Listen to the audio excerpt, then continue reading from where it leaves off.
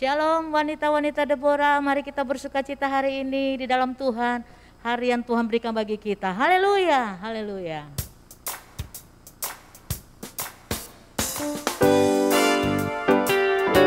Mari kita bersukacita di dalam Tuhan. Haleluya.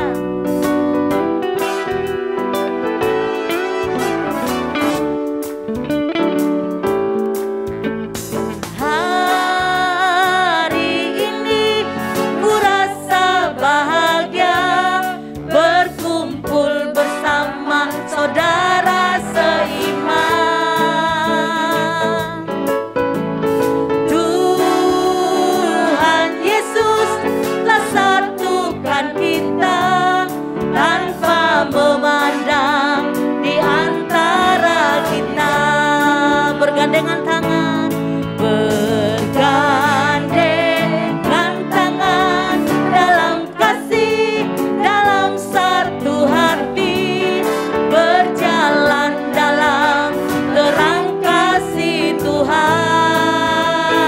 Katakan sebelah kiri kananmu, kau sahabatku, kau saudaraku, tiada yang dapat memisahkan kita. Kau sahabatku, kau saudaraku, tiada yang dapat memisahkan kita. Tiada yang dapat memisahkan kita.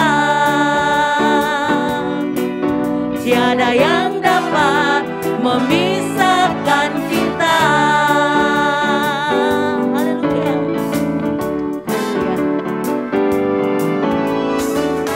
Mari kita siapkan hati kita untuk firman Allah yang hidup. Kasih Tuhan yang mempersatukan kita, yang mengikat kita, persaudaraan kita. Haleluya. Biar kasih-Mu Tuhan ada di tengah-tengah rumah tangga, keluarga kita semua hari ini. Penuh damai, sukacita. Haleluya, Yesus. Haleluya, terima kasih ya Tuhan.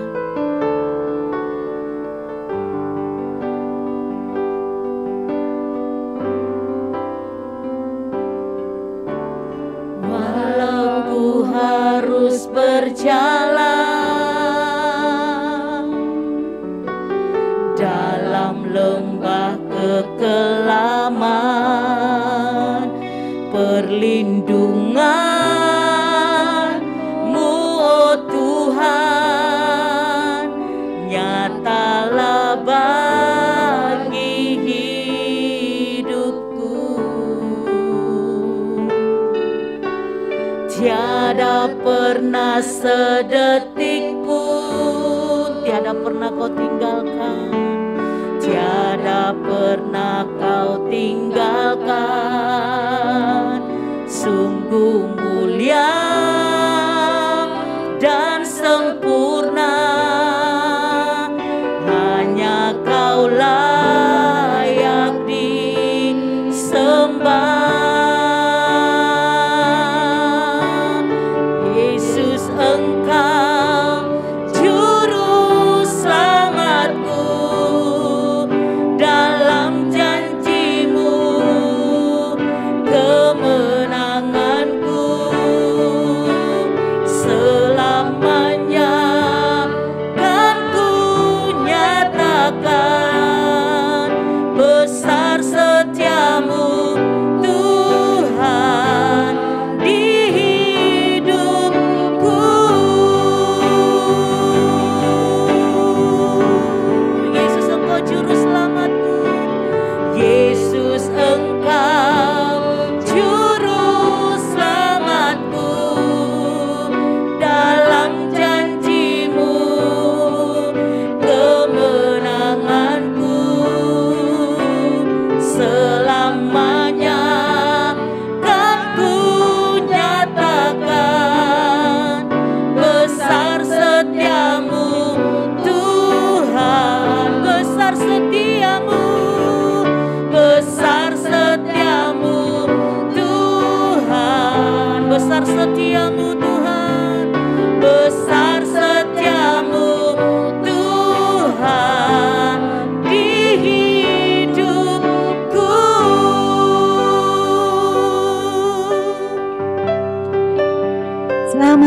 Prabu, wanita-wanita Deborah yang saya kasih di dalam Tuhan Yesus Kristus.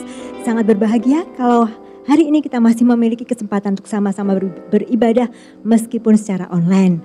Sebelum kita mendengarkan firman Tuhan, kita akan sama-sama satukan hati untuk berdoa terlebih dahulu. Terima kasih Bapa, kami bersyukur buat hari ini kalau Tuhan masih beri kami kesempatan untuk beribadah bersama-sama. Mari Allah Roh Kudus, waktu ini adalah waktu-Mu sepenuhnya. Tuhan mengurapi hamba-Mu yang menyampaikan firman Tuhan.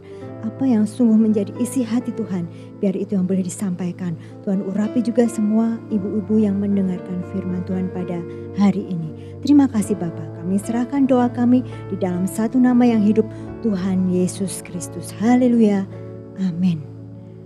Puji Tuhan, ibu-ibu. Tema firman Tuhan kita pada hari ini adalah wanita di balik layar. Nah, kita sering mendengar sebuah pernyataan yang bunyinya demikian. Di balik kesuksesan seorang pria, ada seorang wanita yang hebat. Nah, Ibu Gembala pun sering mengatakan bahwa kebahagiaan dan keutuhan sebuah rumah tangga itu ada di tangan istri.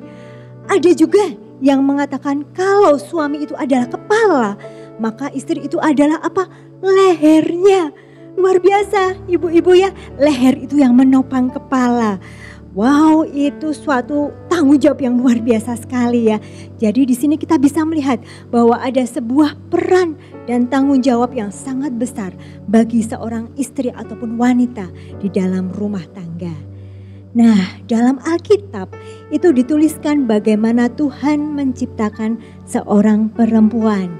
Kita akan sama-sama baca ayat kita di dalam Kejadian pasal 2 ayat yang ke-18, dilanjutkan ayat yang ke-20 sampai dengan 22.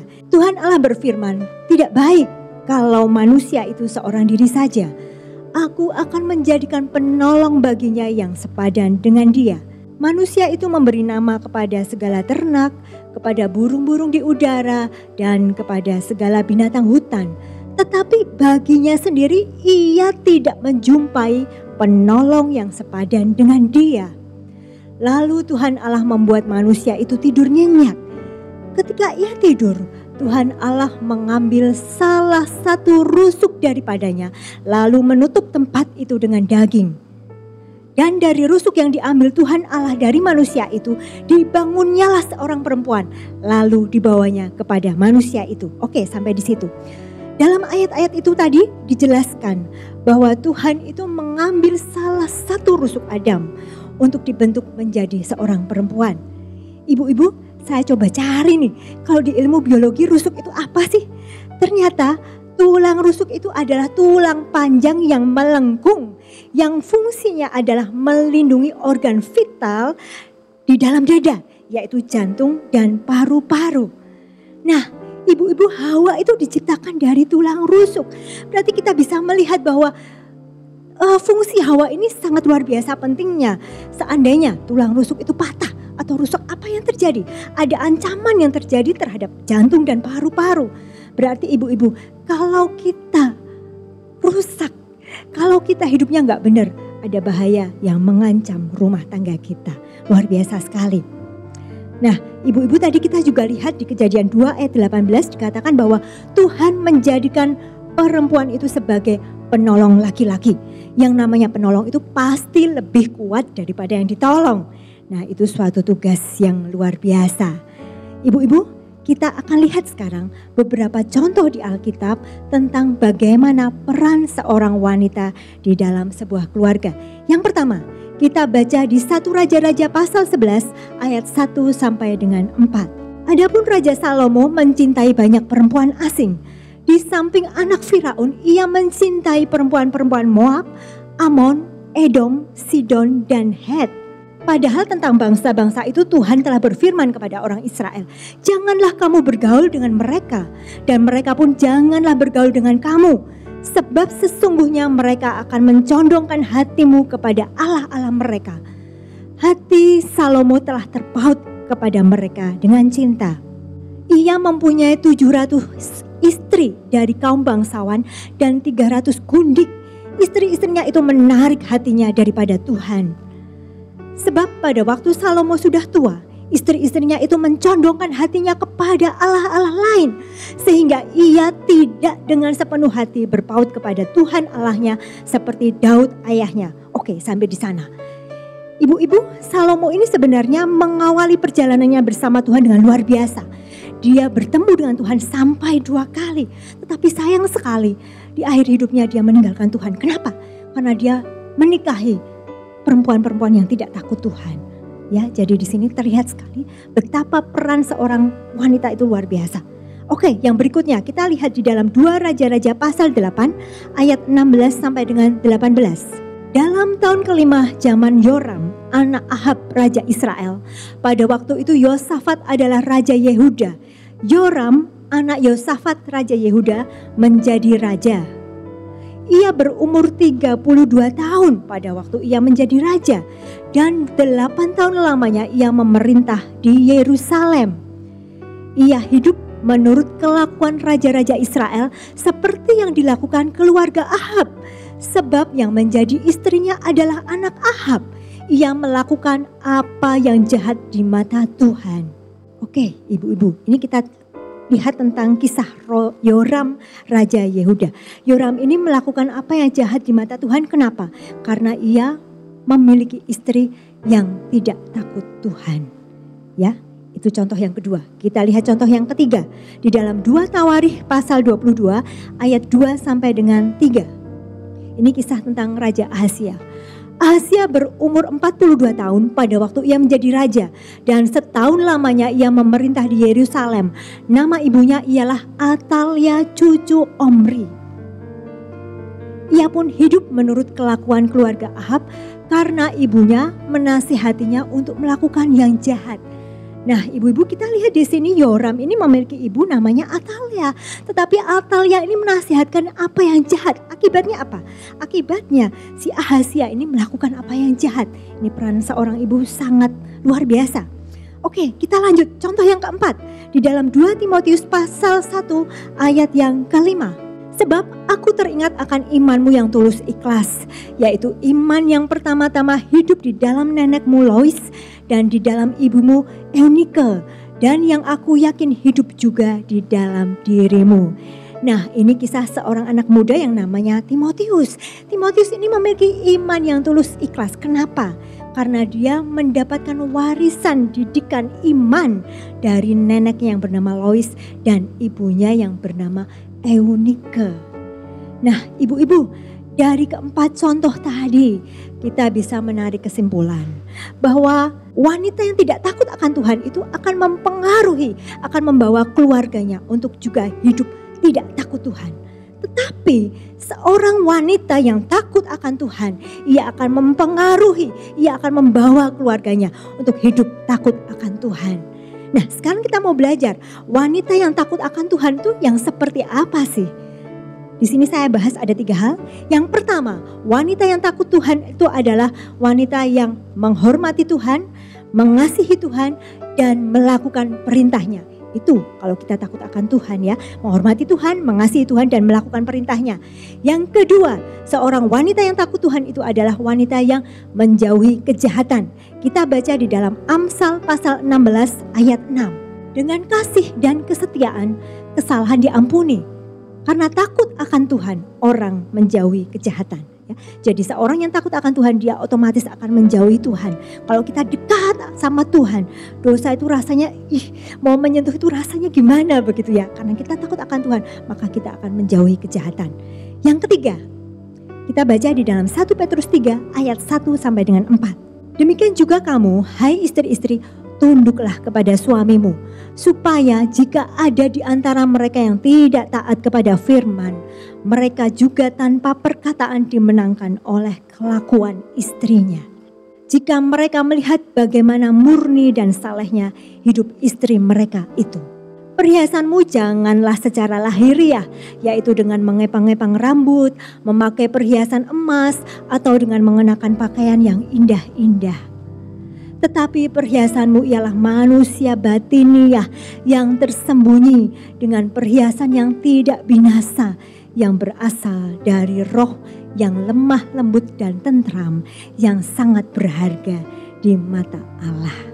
Ini ibu-ibu, seorang wanita yang takut Tuhan itu bukan berdandan secara lahiriah, tetapi dengan roh lemah lembut dan tentram.